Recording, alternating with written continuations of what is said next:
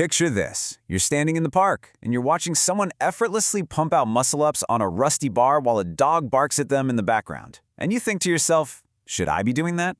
Or hey, maybe you're just totally exhausted from waiting 20 minutes for a bench press because some guy's busy scrolling TikTok between his sets. Well, you finally decided to start training, which is absolutely fantastic. But now you're facing the ultimate question: calisthenics or the gym? Both can get you incredible results for sure, but which one actually fits you best? Welcome to this explainer. Today we are going to settle the score once and for all. Okay, let's take a quick look at today's fight card.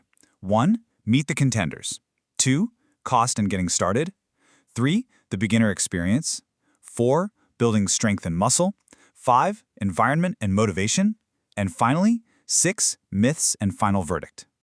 All right, Section 1. Meet the contenders. Let's lay down the basics. Before we really stack these two up against each other, we need to establish exactly what we're dealing with. First up, calisthenics. This is raw, primal training. Your body literally is the gym. There are no dumbbells, no complex machines, no fancy equipment at all. It's just you and gravity duking it out. You're pushing, pulling, and moving like this perfectly tuned human machine, with your arms, legs, and core all firing together. You start with fundamental basics. Your push-ups, your pull-ups, squats, but as you level up, you unlock the really flashy stuff. We're talking front levers, the planche, or those crazy muscle-ups. Now, let's flip the coin and look at weight training, or the classic gym life. This is all about the iron, barbells, dumbbells, cables, and every shiny, complicated machine staring back at you.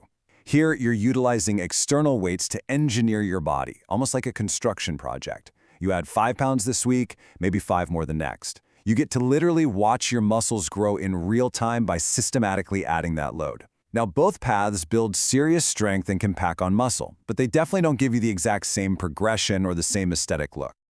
Moving right along to Section 2, cost and getting started. Because, let's be real, money talks. Before we even get into the gains in the muscle, we have to talk practicalities.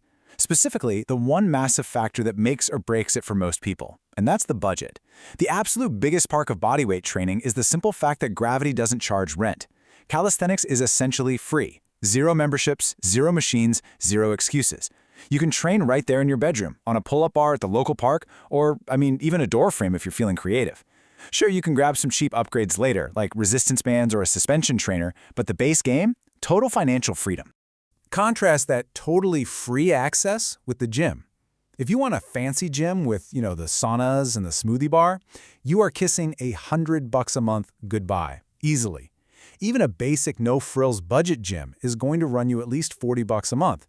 And what if you're thinking, hey, I'll bypass the membership and just build a home gym with a squat rack and some plates? Well, you're easily $1,000 deep before you've even curled a single dumbbell. So looking at them side by side, calisthenics is entirely free from day one, while weight training requires a recurring monthly fee or a pretty massive upfront investment for a home setup.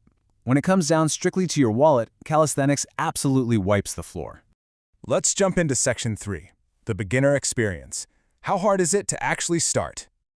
Okay, let's assume for a second that money is no object. How easy is it to actually get moving and start sweating? That's the real critical question here. Now, on paper, calisthenics looks incredibly simple, right? No weights, just your body. How hard can it actually be? Well, the reality for a true beginner is often a pretty harsh wake-up call. And that's because there is no lightweight mode in calisthenics. You are lifting your entire body weight right from day one. It doesn't matter if you weigh 50 kilos or 100 kilos, it's all on you. If you're a bit overweight and just starting out, calisthenics can feel like an absolute nightmare. It is literally like jumping directly into hard mode before you've even touched the tutorial. Nailing your first clean pull-up? That could take weeks or even months of relentless, frustrating grinding. On the flip side, the gym is absolute beginner heaven. Seriously, you can walk right in and grab dumbbells as light as 2 kilograms. You have machines that literally guide you through the motion so you couldn't mess it up even if you tried. A total newbie can sit down at a lat pull down, pick a pin weight that feels totally doable, and start building strength safely and immediately. And those quick wins, they mean way more motivation to keep going. So for total beginners, the gym is without a doubt the much easier on-ramp. Section 4, building strength and muscle. Let's talk about getting those results. At the end of the day, the core reason most of us even want to train is to get results. And both of these methods will absolutely get you strong and athletic, but they build entirely different types of strength. Calisthenics builds what we call functional power. It teaches your body to move as a single, cohesive unit. Your core is locked tight, your balance is perfectly on point, and your coordination is firing on every single rep. You really feel like an athlete. The gym, however, that is the undisputed king of maximum size. You can isolate every single muscle with laser-like focus. Don't get me wrong, pistol squats are a really cool party trick, but they will never hit your legs the same way as throwing heavy plates on a barbell and squatting double your body weight. But getting those results is one thing. How you progress to get them is a whole different ballgame. In calisthenics, progression is a steep, steep grind.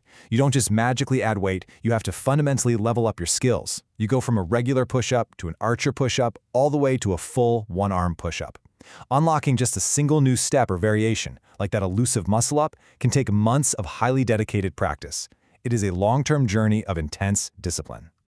Now, if we look at the gym, the progression builds completely differently. It is beautifully simple and, most importantly, measurable. You lift a certain weight today. Next week, you just add a little more weight or squeeze out one more rep. You log it, and you repeat. The numbers simply do not lie. Stacking that progressive overload is literally as simple as checking your logbook. If you want clear, easily trackable progress, the gym is absolutely the fast lane. Which brings us to Section 5, Environment and Motivation. Where you train is huge. You know, the place you actually choose to work out matters way more than you might think. The gym environment provides massive, structured motivation. You've got the blasting music, plates clanking, lights buzzing. Honestly, just walking into the building creates a sense of accountability. You see someone hit a personal record right next to you, and suddenly you're pushing a little harder too. Plus, gyms come with built-in cardio machines like treadmills and ellipticals. Let's be totally real here. If your primary goal is fat loss, neither push-ups nor heavy barbell squats alone are a magic cure. You need a proper diet and cardio, which makes the gym a fantastic all-in-one hub for burning those calories. On the other hand, the calisthenics environment offers pure, unadulterated freedom. The park, the beach, or even the middle of your living room. It's awesome independence. But it is all on you. There are no gym bros there to hype you up for a set. If you're training outside, your workout partner might be blazing heat, freezing snow, or pouring rain. If you thrive on that gritty independence, it's amazing. But for some people, their motivation evaporates faster than a scoop of pre-workout and water the second the weather turns bad. All right, Section 6, Myths and the Final Verdict. Let's settle the score. Before we can officially crown a winner, we really need to clear up a few persistent fitness myths once and for all. First off, weightlifting does not stunt growth in youth. When it's done right, it actually boosts bone density and supports incredibly healthy development. Second, both of these methods are perfectly safe. The training method itself won't wreck your body. Injuries pretty much only happen because of bad form, garbage programming, or ego lifting. If you are clean with your technique and you leave your ego at the door, both paths are totally safe and highly effective. So what is the final verdict? Well, the best method simply comes down to your personal budget, your vibe, and your specific goals. When it comes to cost, calisthenics takes the win with total free access. For beginners or for anyone starting out a bit overweight, the gym's scalable weights absolutely give it the edge. And for the ultimate outcome, if you want raw mobility, athletic control, and total mastery of your body, calisthenics takes the crown. But if your dream is maximum muscle size, symmetry, and a physique that looks carved out of stone, the gym is definitely your way to go. But I want to leave you with this final kind of provocative thought. Since both of these methods have such incredible, unique benefits, what's stopping you from just mixing them? Seriously, you can absolutely combine the raw, functional control of calisthenics with the scalable, muscle-building power of the gym to engineer the ultimate hybrid workout. The absolute best of both worlds is right there waiting for you. Thank you so much for joining me on this explainer. Now get out there, use what you've learned today, and start training.